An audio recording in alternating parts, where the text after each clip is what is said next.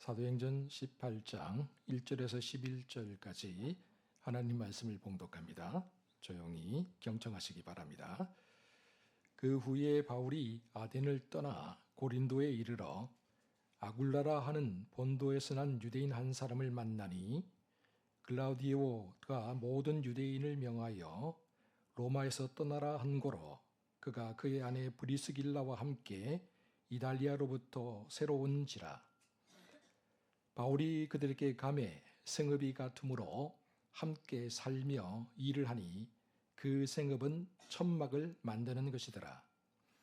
안식일마다 바울이 회당에서 강론하고 유대인과 헬라인을 권면하니라. 실라와 디모데가 마게도냐로부터 내려오매 바울이 하나님의 말씀에 붙잡혀 유대인들에게 예수는 그리스도라 밝히 증언하니 그들이 대적하여 비방하거늘 바울이 옷을 털면서 이르되 너희 피가 너희 머리로 돌아갈 것이요 나는 깨끗하니라. 이후에는 이방인에게로 가리라 하고 거기서 옮겨 하나님을 경외하는 디도 유스도라 하는 사람의 집에 들어가니 그 집은 회당 옆이라. 또 회당장 그리스보가 온 집안과 더불어 주를 믿으며 수많은 고린도 사람도 믿고 듣고 믿어 세례를 받더라. 밤에 주께서 환상 가운데 바울에게 말씀하시되 두려워하지 말며 침묵하지 말고 말하라. 내가 너와 함께 있음에 어떤 사람도 너를 대적하여 해롭게 할 자가 없을 것이니 이는 이 성 중에 내 백성이 많음이라 하시더라. 1년 6개월을 머물며 그들을 가운데서 하나님의 말씀을 가르치니라. 아멘. 할렐루야. 19세기 또 20세기 초가 어떤 의미에서는 극지방을 탐험하는 그런 시기였다 할 수 있는데요. 특별히 19세기 영국에 탐험가였던 어니스트 세클린이라는 사람이 있었습니다. 이 사람이 남국 대륙을 횡단하고 싶었죠. 그래서 오랫동안 준비를 해서 꽤 큰 대형 프로젝트였죠.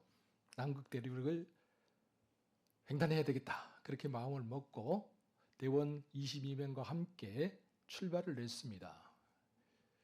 그런데 공교롭게도 그가 남국 대륙을 횡단할 때 남극이 굉장히 추워서 눈보라가 몰아치웠습니다.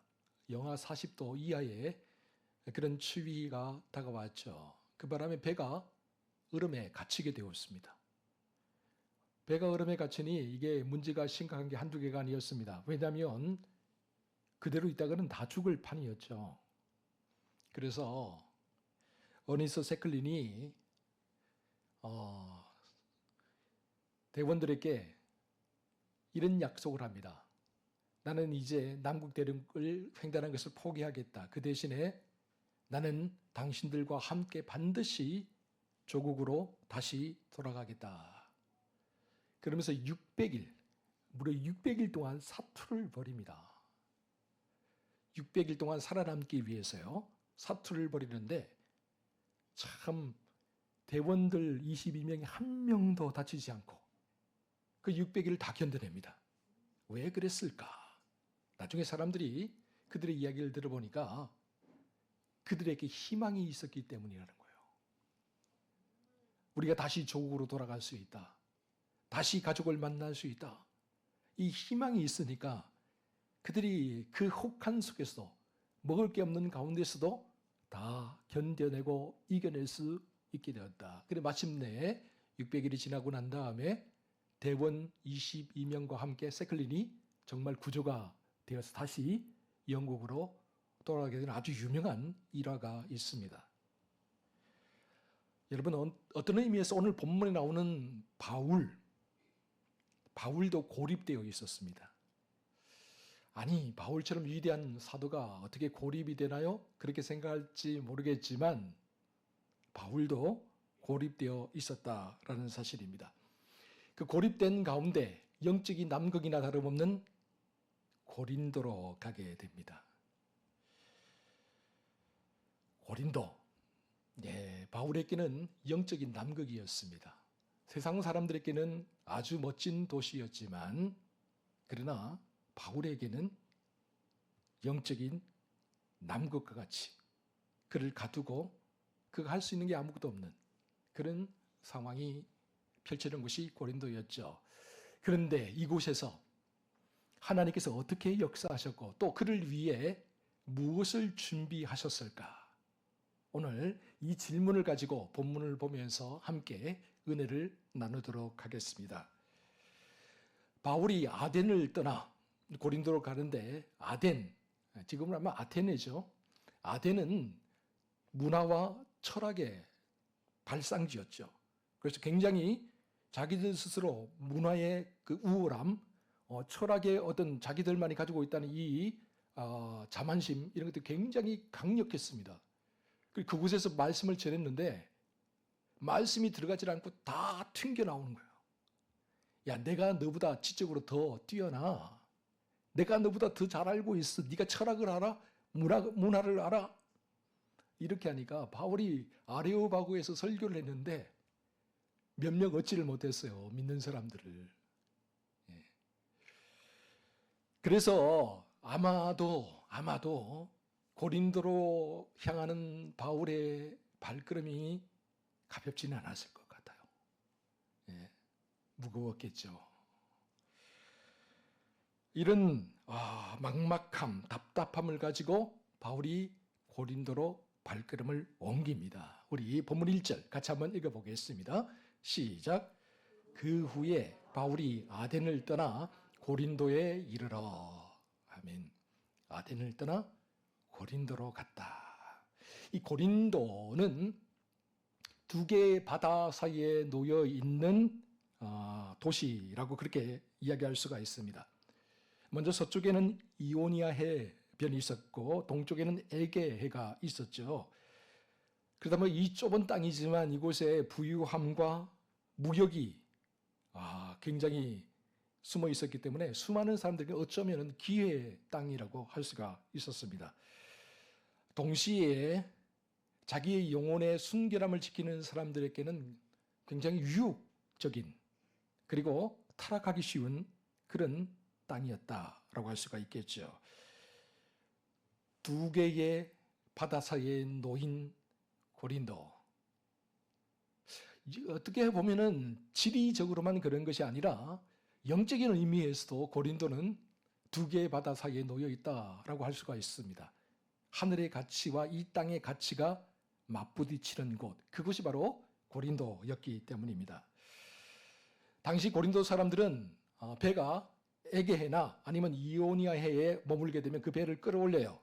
그래서 그 배를 양쪽으로 옮기는 그런 일들을 했다고 그래요. 그래서 그곳을 가리켜서 디올코스라고 얘기하는데, 이 디올코스가 있는 길을 따라서 수많은 무역상들이 함께 무역을 하는 거예요. 왜냐하면 배가 올라오면 그 안에 온갖 진귀한 것들이 있잖아요.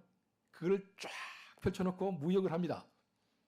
그러면 사람들이 우와 달라붙어서 그걸 사가지고 다시 내륙으로 가서 대파는 그런 일을 했던 것이죠. 그러다 보니까 금은이나 진귀한 것들뿐만 아니라 여러분, 이 무역하는 배가 세상 곳곳을 돌아다니잖아요. 그러다 보니까 그곳에 있는 온갖 우상들, 이방인의 섬기는 것들을 다 함께 가지고 들어오는 거예요. 그래서 고린도의 혈관 곳곳에 우상들, 이방의 풍습들이 다 스며들어 있었습니다. 고린도에 약 60만 명이 바울 당시에 살았다고 하는데요. 40만 명이 노예였고 20만 명은 자유인들이었습니다. 노예들이 눈물을 흘리는 곳에 자유인들의 화려한 잔치가 벌어지는 곳, 바로 이것이 고린도의 민낯이었던 것이죠. 그리고 밤이 되면 불야성을 이룹니다. 고린도의 가장 높은 곳에 아프로디테 신전이 있었는데 이 아프로디테의 신전이 어마어마했습니다. 그리고 이 신전을 섬기는 사제들도 많았고요. 특별히 여성 사제들이 많았는데 많을 때는 1000명이 넘었다고 그래요. 1000명이 넘는 여성 사제들이 뭘 하느냐? 그 밤에 고린도 아프로디테 그 신전에 불을 밝혀놓고 그것에 오는 돈 많은 남자들과 매춘을 하는 겁니다. 왜냐하면 아프로디테는 미의 상징이기도 하지만 다산의 상징이었기 때문에 이렇게 함으로써 고린도에 풍요로움을 가져준다라고 그렇게 믿었던 거죠. 그래서 밤이 되면 사람들은 그것을 예술이라고 불렀어요. 그러나 솔직한 의미에서 매춘이었고 타락이었죠.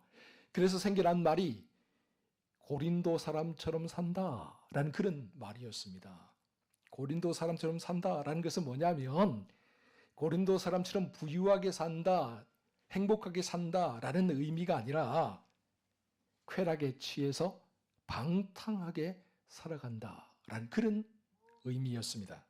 이처럼 바울이 찾아간 고린도는 황금 감옥과 같은 곳이었습니다. 겉으로 볼 때는 황금빛으로 번쩍번쩍 빛나는 곳이었지만 그 속내를 들여다보면 온갖 우상과 온갖 쾌락에 사람들이 사로잡혀 있었던 것이죠. 비록 바울은 혼자였지만 이런 고린도 영적인 암흑 도시로 와서 외로운 등대처럼 불을 밝혔습니다.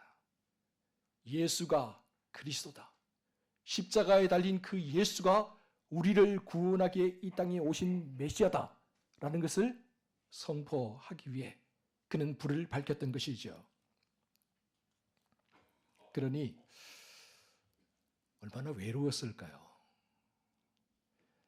자기 말을 들어주지 않고 들을 수 없는 사람들 곁에서 복음을 외치는 바울의 마음이 그 이전까지만 해도 그 곁에는 실라가 있었고 디모데가 있었고 누가가 있었고 그와 함께한 동력자들이 있었는데 고린도에는 혼자 갔습니다.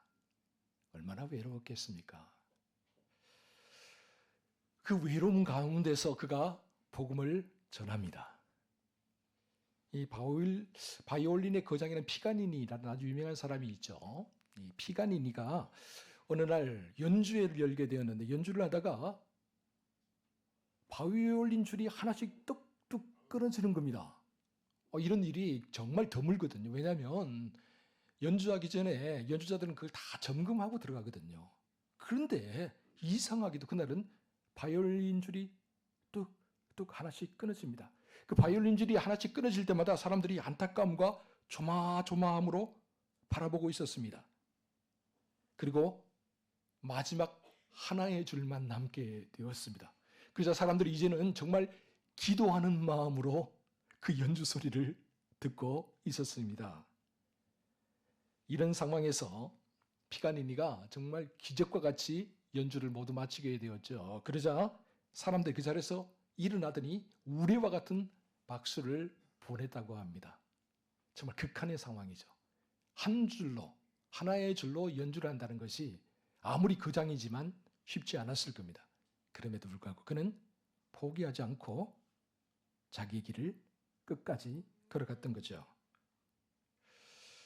여러분, 바울도 역시 마찬가지예요. 혼자였지만 갑니다. 혼자였지만 전합니다. 들을 사람이 없고 들어줄 귀가 없는 사람들 앞에서 그는 복음을 전합니다. 여러분, 우리도 그럴 때가 있죠. 여러 가지 다양한 이유로 우리의 줄이 하나씩 하나씩 끊겨 나갈 때가 있습니다. 재물도 끊겨 나가요. 건강도 끊겨 나가요. 이웃과 친구들도 끊겨 나가죠. 그리고 마침내 내가 그렇게 믿고 신뢰했던 사람마저도 다 끊겨 나가죠. 그래서 이 땅에 혼자 버려진 것 같은 그런 느낌이 들 때가 있어요.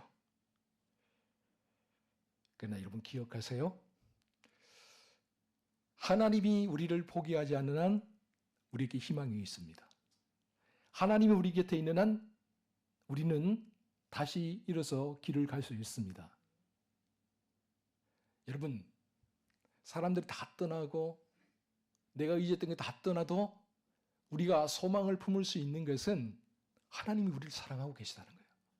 하나님이 우리를 놓지 않고 있다는 거예요.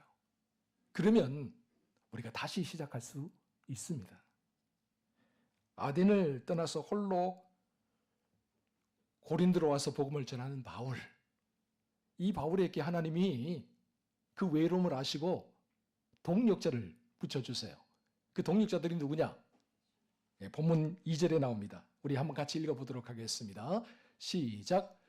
아굴라라 하는 본도에서 난 유대인 한 사람을 만나니 글라우디오가 모든 유대인을 명하여 로마에서 떠나라 한 거로 그가 그 아내 브리스길라와 함께 이데알레로부터 새로 온지라 바울이 그들에게 가매. 아멘. 아굴라는 소아시아 본도에서 태어난 사람이었습니다. 그리고 그의 아내였던 브리스길라는 로마의 명문가 출신이었습니다. 이 두 사람이 로마에서 만나서 결혼을 하고 로마에서 자리를 잡고 살고 있었는데 추후 50년 글라우디오 황제가 유대인들은 다 로마에서 떠나라라는 그런 칙령을 내려버리죠. 그래서 아굴라가 로마를 떠나야 될 상황입니다. 그런데 브리스길라가 남편만 보낼 수 없어서 함께 로마를 떠나는데 로마를 떠나서 정착한 곳이 어디냐? 고린도였습니다. 바울이 오기 전에 이 일이 이미 이루어졌어요. 그리고 난 다음에 바울이 고린도로 찾아왔습니다. 그런데 중요한 사실은 바울이 브리스길라와 아굴라 부부를 만나서 아주 편안하게 이야기를 하며 살아갈 수 있었다라는 거죠. 그렇다면 그 이유가 뭘까? 자, 그 이유를 본문 3절에 이렇게 설명하고 있어요. 같이 한번 보겠습니다. 시작. 생업이 같으므로 함께 살며 일을 하니 그 생업은 천막을 만드는 것이더라. 아멘. 보세요. 하나님께서 아굴라와 브리스길라 부부를 고린도로 보내는데 왜 보내느냐? 그들이 천막 만드는 사람들이었던 거예요. 천막을 만드는 그런 직업을 가지고 사업장을 열도록 미리 고린도로 보내놓고 그리고 난 다음에 바울을 고린도로 하나님께서 보내십니다. 그리고 바울의 직업이 뭐였느냐? 그가 길리기아 다소에서 태어났는데 길리기아 다소가 양털로 유명한 곳인데요. 특별히 그곳에서 생산하는 양털을 길리기움이라고 합니다. 이 길리기움으로 뭘 하느냐? 사람들이 옷도 만들지만 천막을 만드는 그런 일을 해요. 그러다 보니까 바울은 아주 어려서부터 고향에서 천막 만드는 데 익숙한 사람이에요. 그래서 그의 직업이 뭐냐? 랍비 교육을 받았지만 그는 어려서부터 천막을 만드는 일을 했던 사람이에요. 천막 만드는 바울이 고린도로 왔더니 천막 사업을 하는 브리스길라와 아굴라가 로마에서 내려와서 거기서 일을 하고 있어요. 당연히 브리스길라 아굴라를 만났겠죠. 브리스길라 아굴라를 만나서 그 부부에게 복음을 전했습니다. 그들이 그 복음을 받아들였습니다. 그리고 예수 그리스도를 믿게 되었습니다. 할렐루야. 여러분, 우연인 것 같습니까? 아, 정말 우연이구나. 그런 것 같습니까? 그렇지 않아요.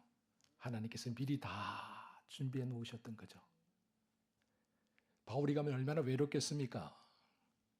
바울이 가서 혼자서 그 일을 하려면 얼마나 힘들겠습니까? 하나님께서 그 모든 여정을 아시고 미리 브리스길라와 아굴라 부부 바울을 도울 수 있는 동력자를 로마에서 고린도로 먼저 보내는 거예요. 그래서 고린도에서 바울이 마음껏 복음을 전할 수 있도록 하나님께서 동력자를 붙여주신 거죠. 여러분, 우리의 만남에 우연은 없습니다. 모든 만남은 하나님이 준비해 놓으신 거룩한 필요림을 믿으시기 바랍니다. 텐트 조각을 이어서 커다란 천막을 만들듯이 하나님께서는 바울과 아굴라 부부를 이어서 고린도의 교회를 세우셨습니다. 그러므로 오늘 우리가 만나는 사람들, 오늘 우리와 함께 예배를 드리는 사람들, 이 모든 사람들이 하나님이 미리 준비하고 예비해 놓으신 브리스길라와 아굴라임을 믿으시기 바랍니다. 그리고 하나님 주신 모든 만남을 소중히 여길 줄 아세요. 여러분, 스치듯 지나가는 모든 만남들 다 이유가 있고 하나님 목적이 있습니다. 이렇게 바울이 고린도에서 혼자 고군분투하던 중에 반가운 소식이 들려와요. 그 반가운 소식이 뭔가 우리 본문 5절에 나와 있죠. 5절 말씀 한번 들어보도록 하겠습니다. 시작. 실라와 디모데가 마게도냐로부터 내려오매 바울이 하나님의 말씀에 붙잡혀 유대인들에게 예수는 그리스도라 밝히 증언하니. 아멘. 쾌락과 향락의 도시 고린도에서 홀로 텐트를 기으면서 영적인 싸움을 하고 있던 바울, 그에게 아주 기쁜 소식이 들었는데 마게도냐에서부터 실라와 디모데, 오늘 본문에 나와 있지 않으면 누가도 역시 마찬가지입니다. 그 사람들이, 함께 동역했던 사람들이 마침내 고린도로 오게 되었던 것이죠. 그들이 올 때 우리 데살로니가서라든지 빌립보서를 보면 빈손으로 오지 않았어요. 그들이 올 때 마게도냐 성도들의 뜨거운 기도와 사랑이 담긴 후원금을 가지고 왔습니다. 무엇보다도 이 사도 바울의 외로운 마음을 따뜻하게 대표줄 사랑의 온기와 격려의 손길을 가지고 그들이 바울 곁으로 찾아왔죠. 그러니 얼마나 반가웠을까요? 특히 오늘 보면 우리가 읽은 5절 말씀을 가만히 살펴보면요, 정말 압권입니다. 우리 같이 한번 읽어보겠습니다. 시작. 바울이 하나님의 말씀에 붙잡혀. 5절은 분명히 말합니다. 실라와 디모데, 누가가 고린도로 내려오자 바울이 하나님의 말씀에 붙잡혔다. 하나님 말씀에 붙잡혔다라는 이 말은 헬라어로 보면 시네퀘토라고 하는데 이것은 강한 힘에 압제당했다. 완전히 사로잡혔다라는 그런 의미예요. 그러니까 이전까지 바울이 자기 혼자 힘으로 뭔가 해보려고 아등바등 했는데 잘 안 되는 거죠. 브리스길라와 아굴라가 도와주고 있음에도 불구하고 잘 안 되는 거예요. 그런데 그와 함께 이 선교의 모든 여정을 걸어왔던 실라와 디모데, 누가가 내려오니까 그가 용기 백배했다는 거예요. 큰 힘을 얻었다는 거예요. 그와 더불어서 성령께서 그를 꽉 권능의 손으로 붙잡아 주시는 경험을 했던 거죠. 그는 이제 성령이 이끄시는 대로 복음을 담대하게 선포할 수 있게 되었습니다. 혼자 그가 복음을 외칠 때는 광야에 외치는 메아리처럼 그렇게 쓸쓸하게 울리다 아주 아스라이 사라지는 그런 소리처럼 들렸는데, 동력자들이 오고 그와 함께 기도하고 그를 도와줄 사람들이 오게 되니까 그 내면에 잠자고 있던 복음의 사자가 벌떡 일어나서 포효하기 시작한 거예요. 정말 담대하게 강력하게 복음을 전할 수 있게 되었던 것이죠. 사랑하는 성도 여러분, 사명이라는 것은 혼자 지고 가는 십자가가 아닙니다. 여러분, 사명은 우리가 함께 메고 가야 될 멍에입니다. 전도서를 보세요. 혼자이면 패하겠거니와 삼겹줄이면 쉽게 끊어지지 않는다. 혼자서 바등바등 해봐야 늘 그 자리입니다. 늘 그 모양이에요. 그렇지만 여러분, 함께하는 사람 한두 사람만 있어도 달라집니다.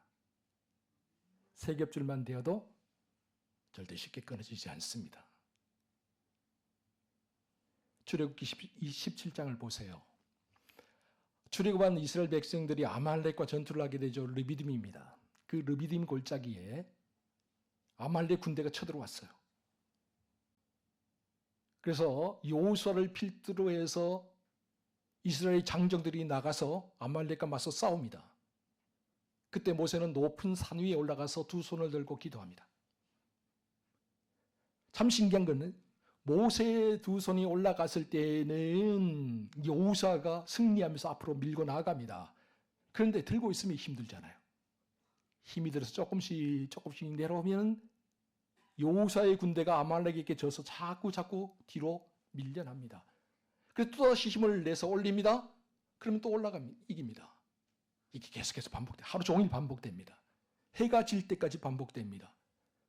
이 모습을 지켜보고 있던 이스라엘 백성들이 안타까워서 특별히 아론과 훌이 오른쪽 왼쪽 와서 모세의 두 팔을 들어 올립니다. 그래서 해가 지도록 아말렉을 여호수아가 다 이기도록 그 팔이 내려오지 않았다. 성경 그렇게 기록하고 있죠.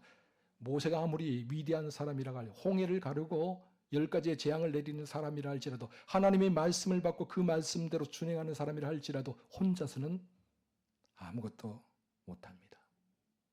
혼자서는 뒤로 밀릴 수밖에 없죠. 그러나 그의 힘든 손을 들어주는 사람이 있을 때 그가 위대한 역사를 이룰 수 있었습니다. 승리할 수 있었어요. 우리 인생의 법칙이 이와 같아요. 혼자 하게 내버려두고 자라나 보자. 혼자 하게 내버려두고 뒤에서 비판하는 것 쉽죠. 그렇게 하면 일은 되지 않습니다. 다 뿔뿔이 모래알처럼 흩어질 뿐이죠.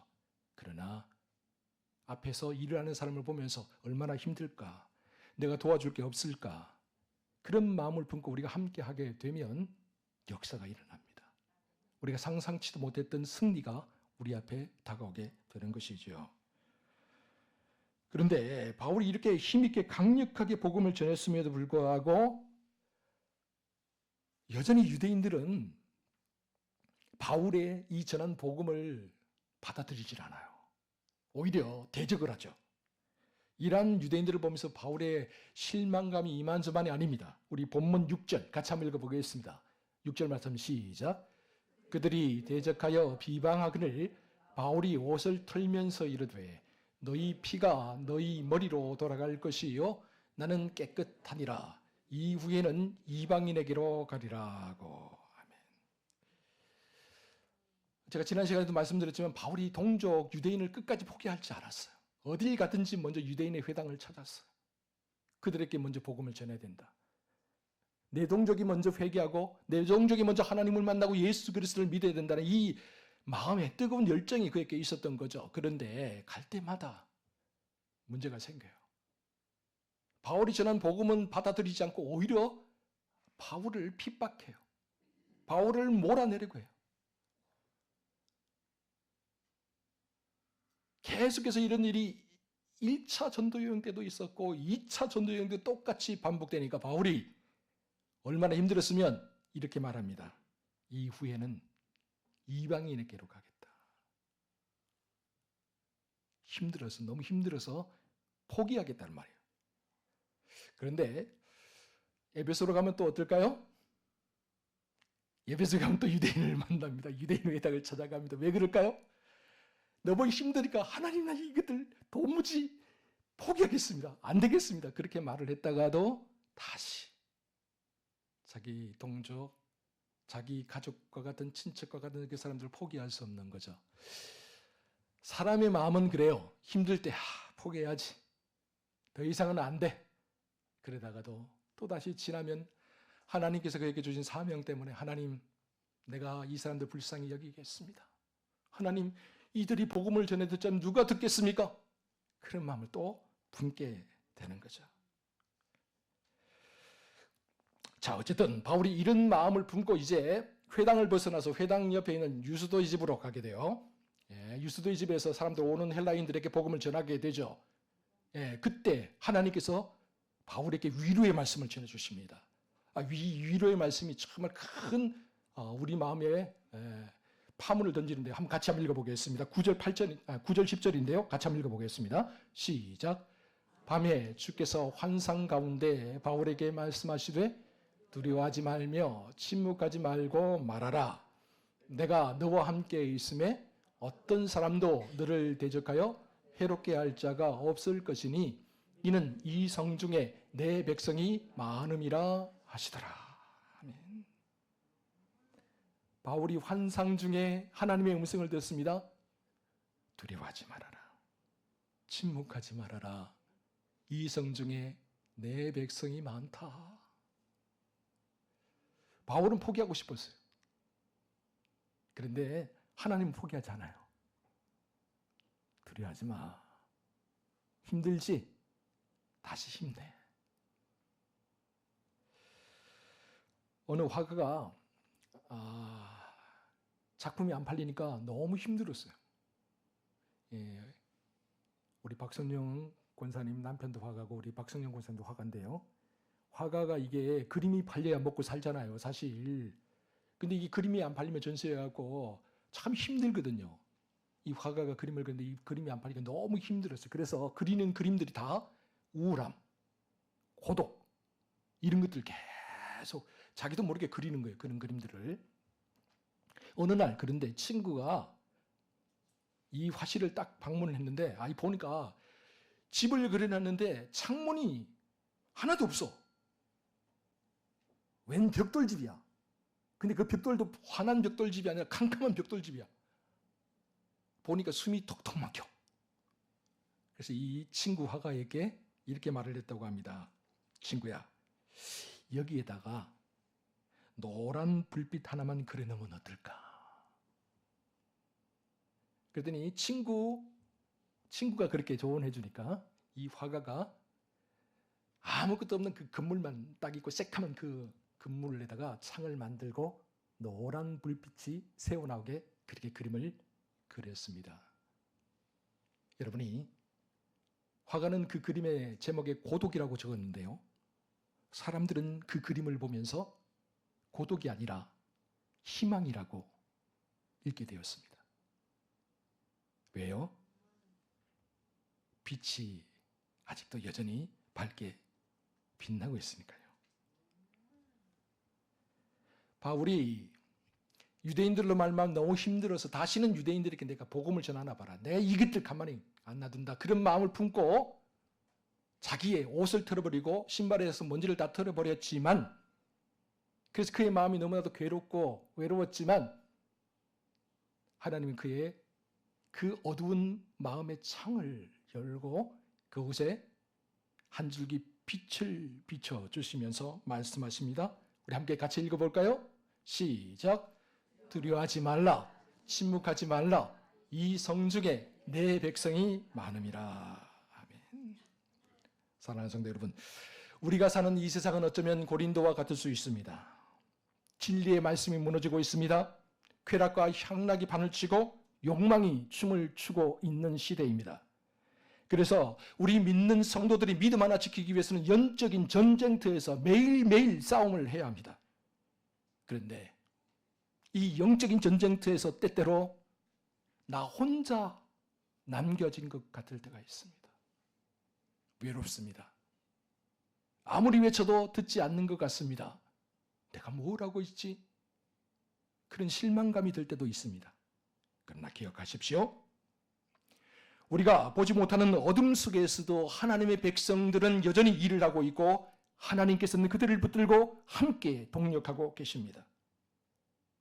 하나님께서 엘리야가 힘들어서 로뎀나무 아래 엎드려서 죽음을 갈구했을 때, 그리고 그가 호렙산에 가서 하나님, 이제 이 땅에는 하나님을 믿는 사람 나 혼자밖에 남지 않았습니다 라고 했을 때 하나님께서 그에게 하신 말씀이 뭡니까? 그렇지 않다. 내가 바알에게 무릎 꿇지 않고 바알에게 입 맞추지 않은 사람 7,000명을 남겨두었다. 하나님은 결코 우리를 홀로 버려두지 않습니다. 두려워하지 말라.